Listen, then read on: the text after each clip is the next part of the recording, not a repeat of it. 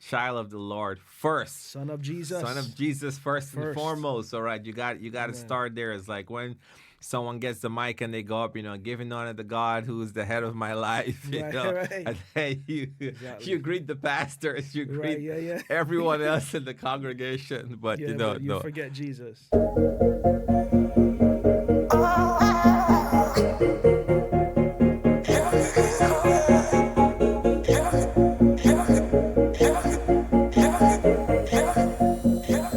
And we are back with another episode of The Buzz. And I'm going to say a mini episode of The Buzz because, when this gentleman is in the place, we have to put a mic in front of him.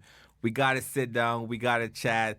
The one and only Jaicko Lawrence. Jaicko, what up, man? How are you Mr. doing? Buzz himself. I Good to be mean, with you, brother. likewise, man. Yes, You've sir. been all over the city, man. You've been ripping and running all over the city, man. So what's Trying. going on? What was on the agenda today?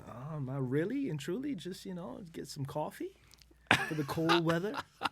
you know, my New York is my one of my favorite cities. In the beginning of my career, this was the place where it all started for me. So to come back here is always nostalgic, and Yeah. here to work on some music with some talented folks. Come on, come I don't know on. if we want to let the cat out of the bag yet. Come but, on, come on. They're gonna get some love- more information as we Okay. as we go on the yeah, next. Yeah. But yeah, man. So just here to do that, and also to connect with some family. If you're talking personal, to connect with my Yeah. family, and like I said, New York is like my second home. So every time I get a chance to come here, other than what I'm doing for music, it's just good to touch the city a little bit. For anyone that may not know who Jaicko is, just I guess from a high level perspective, I'm gonna say, singer, songwriter, vocal producer himself, Right. because this brother definitely, when it comes to, someone that is genuine at their craft, but also good at their craft. Because I think a lot of times, sometimes when we think about, someone that's in faith based versus what you may, view as, industry or non-industry or whatnot, people tend to sort of rank Right. different talents. But you're definitely one of the ones that you show up, you're a professional, you get the job done, and you can provide you with a song, and you're Right. just gonna turn this thing into something completely different, but Right, yeah. for the better. So for some, I guess, taking a step back, you weren't always doing Krishna music, right? Yeah. So where did you sort of like get your start when it just comes to music in general? Right. So you asked the question like about who I am. Yeah. I don't consider myself to be an artist. I don't consider myself to be my career is not what drives me. Yeah. The fact that I'm a son of Jesus, Mm, that's what drives me. come on. There was a time in my life where I lived through the lens of artistry and entertainment, and when I was doing secular music, then I had this encounter with Jesus, and he just completely reshaped and refashioned me. And now this gift that he's given me is but a mere tool to bring glory and honor to Jesus. So Yeah. when you talk about excellency, when you talk about the things I'm able to do creatively, it all flows from that open heaven of just being in God's presence and allowing him to speak through me. So then it allows me to give the same level of excellency to anyone, whether it's an A-list artist, a B-list artist, whether it's myself. I put the same amount of effort and time into my craft, especially now where I'm being entrusted with other people's projects, and now they're saying, well, this is what the Lord gave me. So the fear of the Lord, in me, obviously, from the perspective of a songwriter, my job and my duty is to assist God's vision with them. So that's the way I look at it, and wherever that takes me, that's where I go. See, I love that approach. See, coming back to that humility, right? You guys heard that, a child of the Lord first. Son of Jesus. Son of Jesus first and First. foremost. All right, you got to Amen. start there. It's like when someone gets the mic and they go up, giving honor to God who is the head of my life. Right, right. And then you Exactly. greet the pastors, you Right, greet yeah. everyone else in the congregation. But Yeah, but you no. forget Jesus. Yeah, but Yeah. I definitely I respect that. But I guess kind of zooming out a little bit forward, like what were some of your most younger musical influences? Like, Wow, starting up in music, like great question. where did you sort of, get that molding from? Yeah, so first of all, I have to again give credit to my dad. My Mm-hmm. dad, for a lot of people that don't know, my dad was the first example I had at just a musician. You know, Yeah. he was the conduit where I discovered music because he was a in my when I was a kid, excellent musician, an ace producer, and he had several bands, and you know he had a successful career of his own. He played the bass, so I looked up to my dad, and obviously because he would always have these old records around like Michael Jackson, Stevie Wonder. You know, I kind of took after my dad when it comes to just having this love for music. So I would say like my early influences in music span from reggae, obviously being from Yeah. Barbados, the West Yeah. Indies, reggae to dance hall, you know, R&B, like I mentioned, Michael Jackson, Jackson 5. Mm-hmm. But really just as far as like inspiration, I really just looked up to my dad and what he was doing musically, and I wanted to do it. Yeah, yeah, Yeah. and I think that's great because to have someone that you trust, to have someone that is there, Yeah. and then to be able to allow him to sort of navigate and guide you, Yeah. through that. I think a lot of folks don't really have that, right? Yeah. Folks are seeing this from the outside. They're trying to figure out the ways to sort of navigate, but you were right there, and then you were all, like you mentioned before, you were signed as well, to a major label. Sign the capital. You were signed to Yeah. Capitol. You were doing that when you were, releasing all the secular music, and then at some point during that journey, some point during that process, Mm-hmm. you kind of hit that stop where you were like, "Hey, I don't want to do this anymore." I Right. sort of, you give your life to Christ. Like, what was that? Just that time, like, what were you going through during that period when? Because you kind of had what some would say, is the ultimate end goal, right? You ask Right. any indie artist, The American dream. ask any indie art, I want to get Right. signed to a major label. Yep. I want to get Uh-huh. signed. You were signed to a major label, but you decided that wasn't, how you wanted to make your mark in the industry. What made you decide Right. to do that? So it's interesting because I don't even know if at the time I articulated it as well as that. I just know that after having achieved all that I might have wanted at the time, like you said, being a young kid from a small island, it's 166 square miles, Yeah. 300,000 plus people, I achieved a goal that a lot of people didn't. And, you know, the things that I were doing that started as a hobby turned into a profession at a very young age. I made it. But I think somewhere along my journey in life, I realized that, you know, all of these things that I had achieved, they could not fulfill me. And I think I really hit a wall where I started to fulfill or try to be fulfilled in all kinds of things like with like alcohol, marijuana, Yeah. you know, obviously young and, you know, having different relations with women. Mm-hmm. Tried everything and it just never fulfilled me. And, you know, I really hit a wall. I had like a lack of identity. And I would say right there, the Lord Himself met me somewhere along my journey, and I saw His love. I saw His love towards me. I saw His loving kindness towards me, even Yeah. in my state of being a failed human.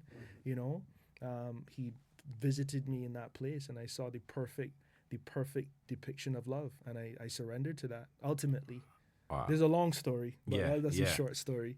No, no, Yeah. I think that's so pivotal because even for anyone else that may be looking for what they think is the right answer in the wrong places and keep hitting that block, like you Mm, you you clearly was heading into that path, and for sure. God was gracious and merciful enough that He just allowed you, to be able to completely made that 360, and Yeah. you're doing Mm-hmm. what you're doing right now. Yeah. Has there ever been a moment since leaving what will be considered mainstream, or how things were done in mainstream, that now that you're doing it now, in the Christian realm, you're working with different labels, different, like, what is some of the stark difference, I guess I would say, from one side to the next? Just besides the content of music, but how have you sense, business wise, like, have you seen a lot of things change?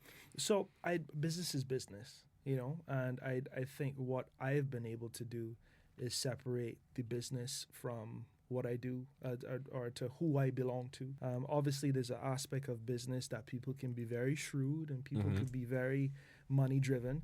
But I understand that to be the case with all business. I'm grateful for the platform that I have to be a light and to be a vessel of light in whatever space that God would give me.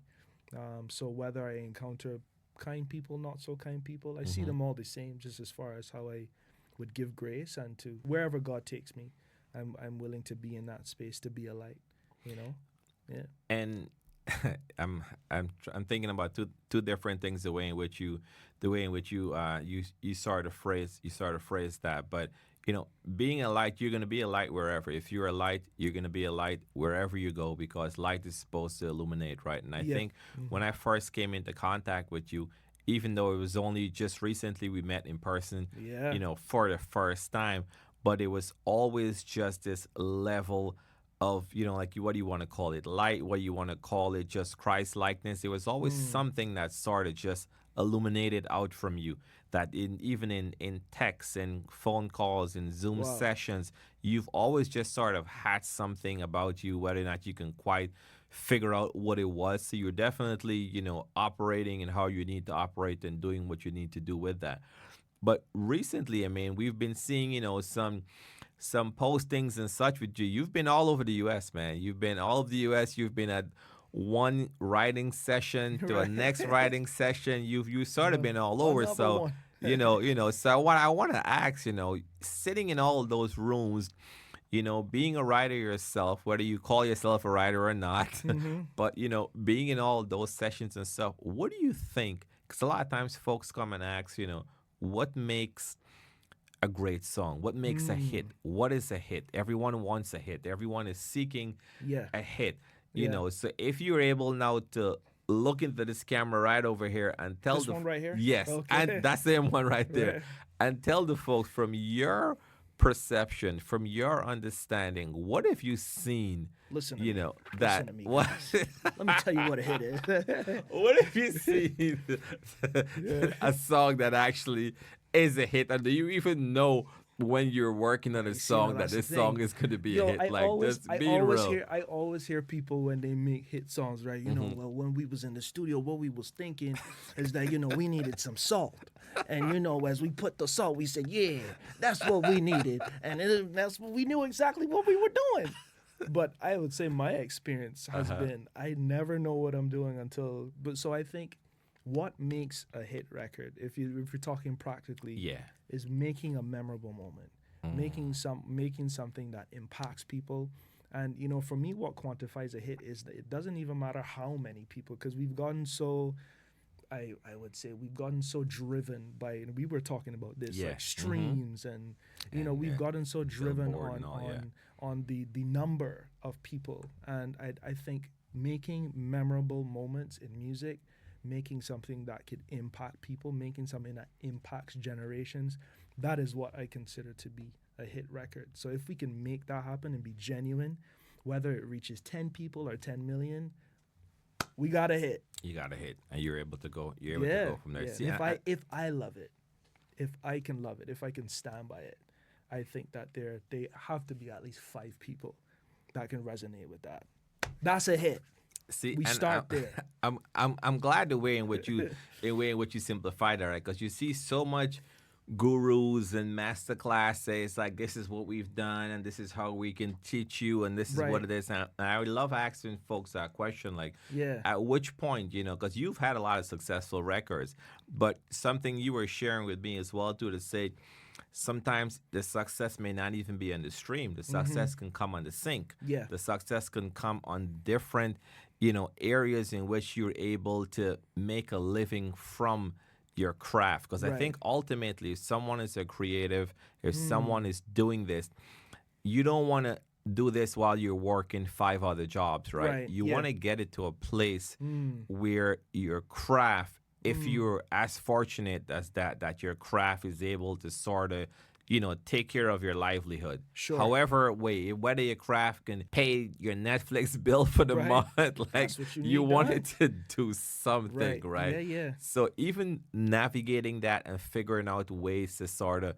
monetize your craft itself, like, Mm. what are some tips would you say folks need to sort of consider as they're looking to monetize their craft? Yeah, thinking outside of the box, I would say. So I do everything from I would make a song for Tim down the street, because again, and I don't say that to diminish the value that I have or to say that I'm just willing to work with anybody. Mm-hmm. But at the same time, I understand that, as you said, when you have kids, when you have a family, when at some point you got to take care of yourself, right? And if this is something that God has given me to take care of myself, I also see it as an opportunity to make money from it. So I have a studio business that I run at home, and I work there with artists in my country, and the payoff is maybe not every song will be top 10 on iTunes, but I'm empowering a community of people, and I'm bringing an expertise, that maybe they may have never had an opportunity to have.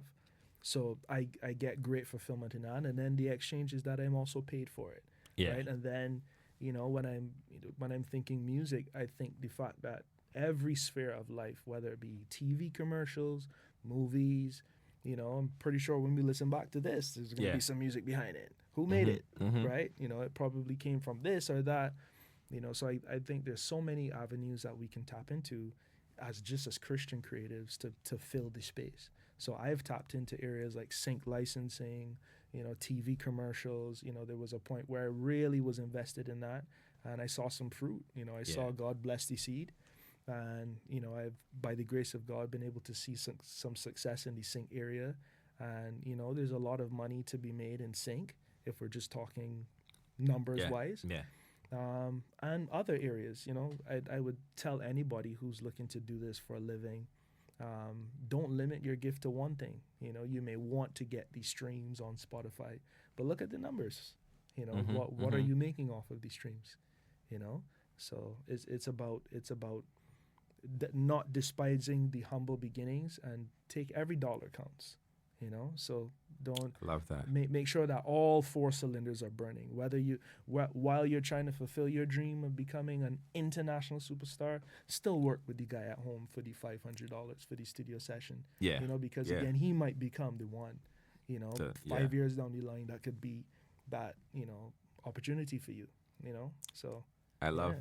I love that. I love that for sure. Listen, man, I know we kind of just, we pulled you in. We popped this I was in mic the in front hallway. of you. I was in the hallways like, yo, man, let me get in. Let me talk to the people. But this definitely got to be a part one of many more. I do know some this more. weekend, you're going to be in the studio as well, too. You're going to be doing some stuff. There's going to be more conversations that's going to be Yeah. had there. But I definitely wanted to just ensure we have a first, a For little sure. intro, This is good. I like it. definitely so the folks can start to just tap in to you, give them your socials, sort of let them know, where they can follow you, how they can tap in if they need to For start to sure. reach out, how they can do that. Yeah, well, you could hit me up on Instagram at Jaicko Lawrence. I always tell people, Google me, and you see all of my things. Everything is Jaicko Lawrence, Jaicko Lawrence. Got some new music coming really soon. Shouts out to the 1218 Collective. Yes. Shout Shouts out to the whole 1218. team. The Yeah. whole team. We got some amazing records that we got putting out right now. So super excited. Hit us up, Instagram, Jaicko Lawrence. There you have it, y'all. Jaicko Lawrence. Jaicko, appreciate you, brother. Bless up, Thank my you. brother. Thank you for coming Yes, sir. through. Good to be here.